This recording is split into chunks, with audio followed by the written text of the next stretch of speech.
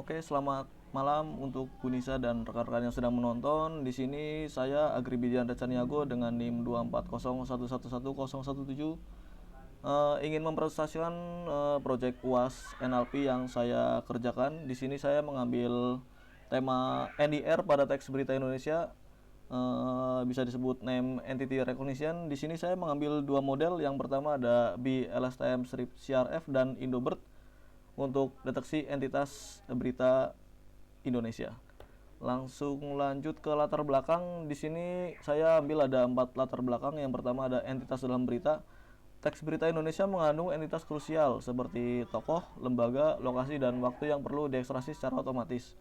Yang kedua ada urgensi NIR otomatis. NIR mendukung information extraction dan meningkatkan relevansi search engine untuk konten berbahasa Indonesia. Yang ketiga ada tantangan bahasa Indonesia. Sumber daya linguistik bahasa Indonesia cenderung terbatas. Diperlukan model yang dirancang khusus untuk karakteristik bahasa Indonesia. Yang terakhir, pertanyaan penelitian, model mana yang lebih efektif untuk NIR berita Indonesia? Arsitektur klasik seperti BLSTM CRF atau transformer Indobird. Lalu lanjut ke dataset dan preprocessingnya. Di sini saya memakai dataset NERGRID. Kenapa saya ambil NERGRID? Karena dia yang entitasnya paling lengkap dan support bahasa Indonesia. Untuk profil datasetnya dia ada 17.479 kalimat berita Indonesia. Saya cuma ambil 4 kategori entitas. Yang pertama ada per atau person, ORG atau organization, log untuk lokasi, dan tim untuk waktu, time. Lalu ada catatan tambahan, GPA atau bisa disebut kota atau negara di remap ke LOC atau location. Kurang lebih dia ada di 1381 data. Untuk skema biotagging dia 9 label totalnya. Remap GPA ke LOC dilakukan untuk menyederhanakan skema label dan meningkatkan konsistensi anotasi. Yang pertama kita ke model 1 untuk arsitektur BLSTM CRF. Dia memproses token melalui embedding lapisan BLSTM ganda dan decoding CRF untuk menghasilkan label bio. Bisa dilihat di gambar ini untuk training curve dari BLSTM strip CRF. Lalu komponen utamanya untuk embedding dia di 128 dimensi menangkap representasi semantik token. Yang kedua ada BLSTM kali 2 menangkap konteks dua arah, dia di kiri dan kanan. Lalu CRF layer dia menjamin transisi label bio yang valid secara global. Yang terakhir ada early stopping. Saya set di Passion 5 untuk mencegah overfitting. Lalu di sebelah ada visualisasinya terkait komponennya. Lalu kita ke model kedua yaitu Indobird yang sudah saya fine tuning. Konfigurasi dan tantangannya dia base model ambil dari Indo Benchmark garing Indobird strip base strip P1. Masalahnya 93% token berlabel O. Ia membuat model terlalu konservatif. Solusinya yang saya berikan adalah weighted trainer. Dia bobot O, saya set ke 0,3 pada CLS. Lalu kenapa saya set ke 0,3? Karena agar maksa model lebih aktif mendeteksi entitas yang lainnya. Lalu untuk subword alignment dia label hanya pada subword pertama token. Di bawahnya itu ada training curve dari Indobird. Lalu untuk pipeline sistem NIR-nya yang pertama dia input teks berita, dia raw text dari pengguna. Lalu yang kedua ada tokenisasi atau word piece tokenizer Indobird. Lalu yang ketiga ada Indobird fine tune.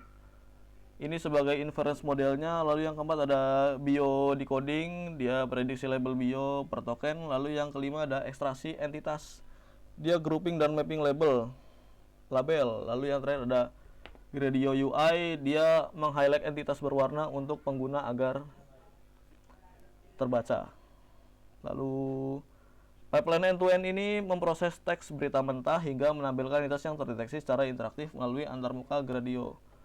Untuk hasil evaluasi perbandingan F1 score-nya, di bawah ini ada grafiknya. Untuk BLSTM CRF versus Indobird. Untuk BLSTM dia yang berwarna biru, yang Indobird itu yang berwarna oranye.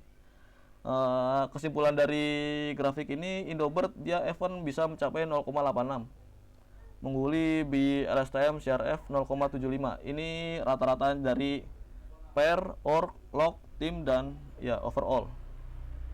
Ya terlihat di overall untuk rata-ratanya. Indobird secara konsisten mengungguli BLSTM CRF di semua kategori entitas dengan selisih kurang lebih 11 poin. Lalu analisis error dari Indobird, distribusi error dia ada di 1545 token. Untuk false positif lumayan ada di 43%. Token non entitas salah diprediksi sebagai entitas. Miss entity-nya dia 39%. Dia entitas terlewat diprediksi sebagai O. Wrong type dia entitas terdeteksi namun jenisnya keliru. Yang terakhir ada boundary error, dia 7%, batas entitas tidak presisi. Catatan tambahan, ORG dia paling rentan error. Nama organisasi label NOR di NERGRID sering ambigu dengan label ORG. Di sebelahnya ada rincian dari analisis error Indobird. Lalu di gambar ada confusion metric dari Indobird-nya.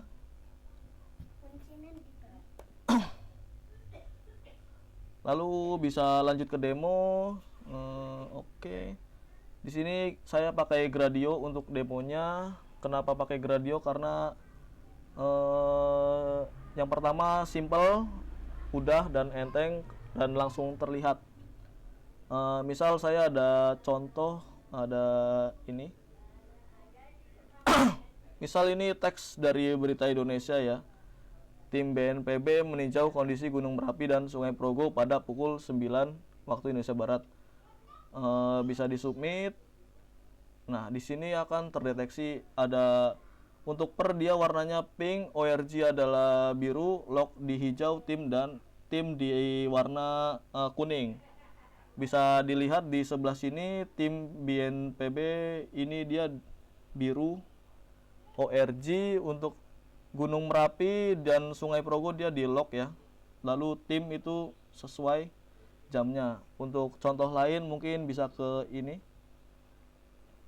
Nah, di sini untuk Sri Mulyani, Menteri Keuangan Sri Mulyani bertemu Direktur Pelaksana IMF di kantor Kemenq. Untuk Sri Mulyani dia terdeteksi person, untuk Direktur Pelaksana IMF dia terdeteksinya ORG. Lalu di kantor Kemenq masuknya log. Mungkin contoh tambahan seperti ini. Nah, untuk ini Kepala KPK Firly Bahuri menyatakan penyelidikan dimulai pukul jam 2 waktu Indonesia Barat.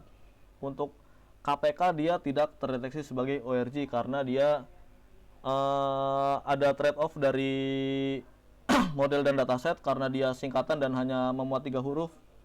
Jadi memang susah untuk dideteksi. Lalu Firly Bahuri dia terdeteksi sebagai person. Lalu untuk 14.00 dia terdeteksi sebagai waktu.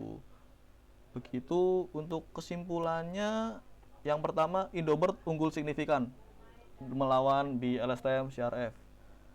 Dari F1 dia ada peningkatan 11 poin yang konsisten di semua kategori entitas.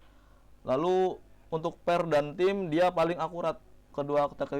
Kedua kategori mencapai F1 lebih dari 0,9 pada Indobird, mencerminkan pola teks yang lebih terstruktur. Lalu yang ketiga, strategi pemrosesan efektif.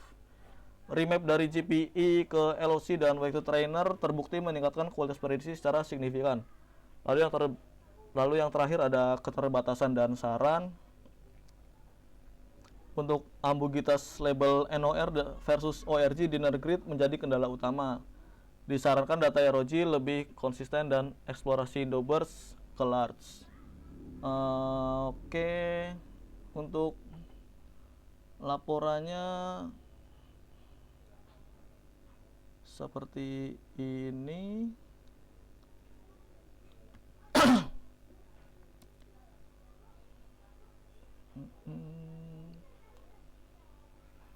Ya, untuk perinciannya ada di sini. Untuk perbandingan precision, recall dan F1 per entitas.